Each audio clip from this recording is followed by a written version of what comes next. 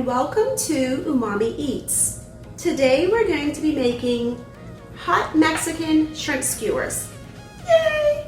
So I generally like to buy medium shrimp, but they said these were medium, but they're huge.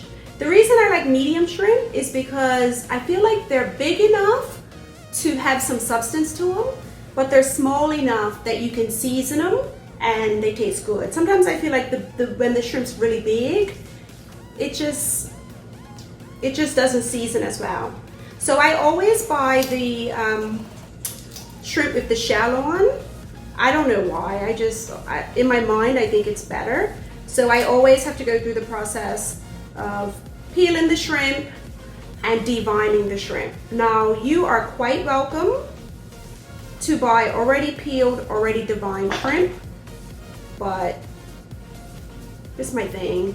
So I'm just gonna peel these shrimp and divine them all, and then I'll show you how to put them on the skewers.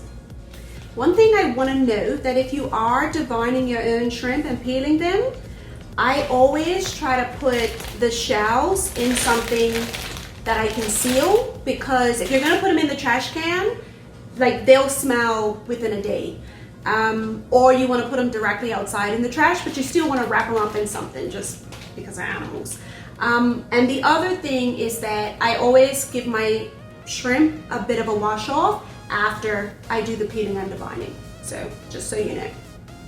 Let's talk about the skewers. There are a couple of types of skewers you can buy. You have these, they're like round all the way around with the point on the end. And you have these, they also have a point on the end, but they're square. The nice thing about the square ones is that if you've ever cooked shrimp before on skewers, you'll notice that when you go to turn them over, the shrimp can like roll around, so it's hard to get them to all go in the same direction to turn over. What I do, if I'm using the round skewers, I'll take my shrimp and skewer it twice. So I use 2 skewers. And then that way, when you go to turn them over, they're really easy to turn over. With these ones, because they won't turn, you can just skewer them once. So they easy. So since I've started this one, I'm going to continue skewering on this one, and then the rest I'll do on the square skewers.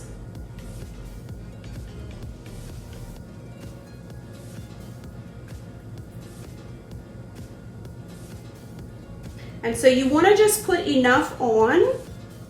I mean, I usually just count how many shrimp I have and divide it, but so that you can hold it at the bottom. So my shrimp's all skewered. I just drizzled with a little bit of olive oil.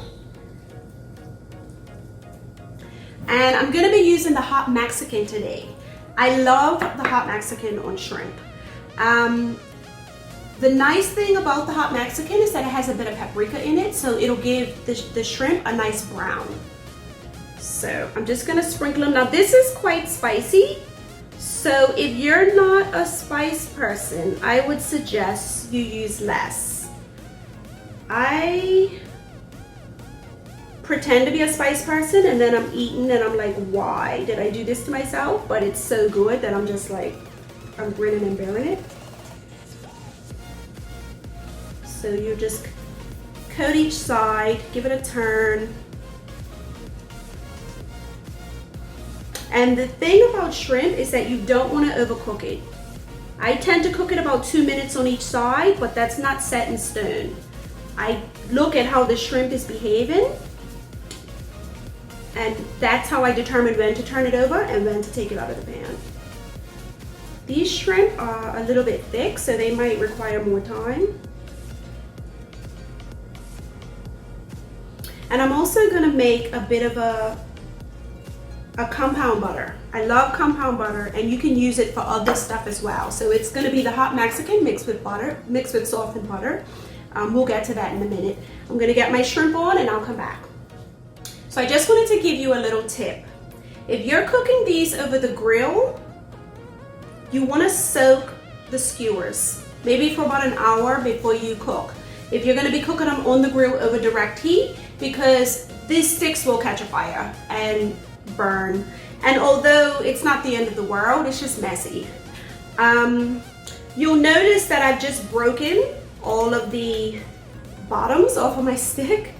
And that's because I'm not cooking them on the grill and I want to make sure they fit in the pan. The pan I'm using is rather flat, but I don't want the edges to be up over the pan because I want my shrimp to lay flat on the pan so that all of the shrimp can brown and cook evenly. So just if you were wondering why I have half sticks now. So we're coming up on the 4-minute mark and I'm just turning them over. Like I said, these shrimp are bigger than the ones I usually cook, so they've taken a little bit longer. So they've got a nice little crust on them. So I cooked my shrimp in 2 batches because that's what could fit, how it could fit comfortably in the pan.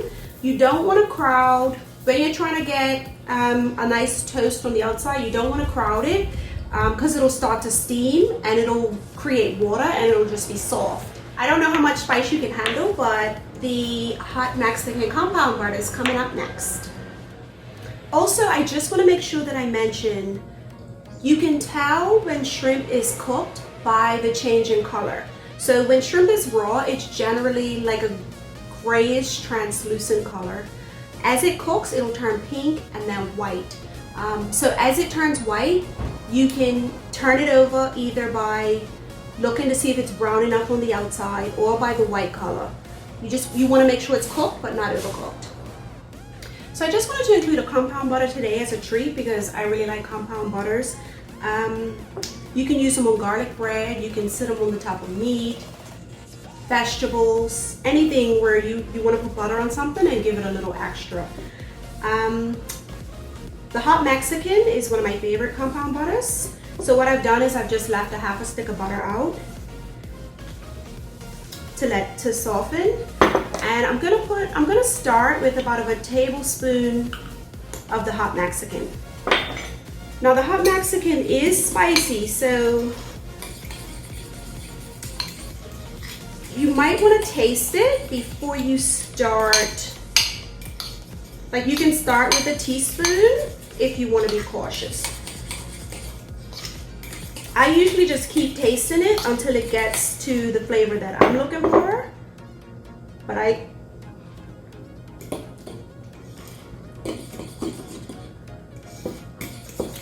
that's spicy, but I feel like we can go deeper. I'm just gonna give it a good stir.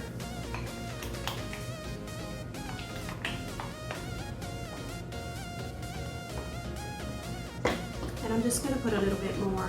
So I'm not putting a full teaspoon more, probably like a half a teaspoon. I'm saying teaspoon, I mean tablespoon.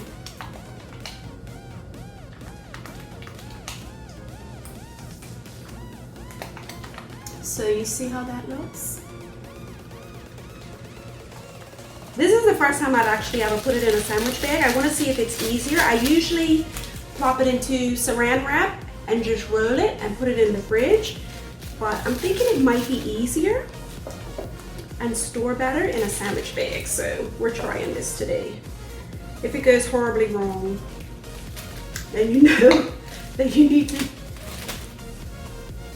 use saran wrap.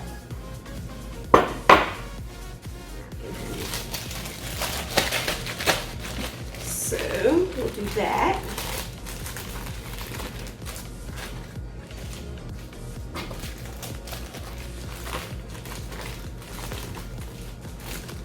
And then I think we can just roll it so that it's brown. Now sometimes when I want it to harden quickly, I put it in the freezer instead of the fridge. So that's what I'm gonna do today. Just put it in the freezer for like 5-10 minutes. So we have our shrimp skewers, and I've taken the liberty of plating it with cauliflower steaks. And I just wanted to show you the compound butters out of the freezer, and we can just cut a piece off. The sandwich bag was a success. And we'll just cut a piece. we can have that along with our shrimp skewers or corn.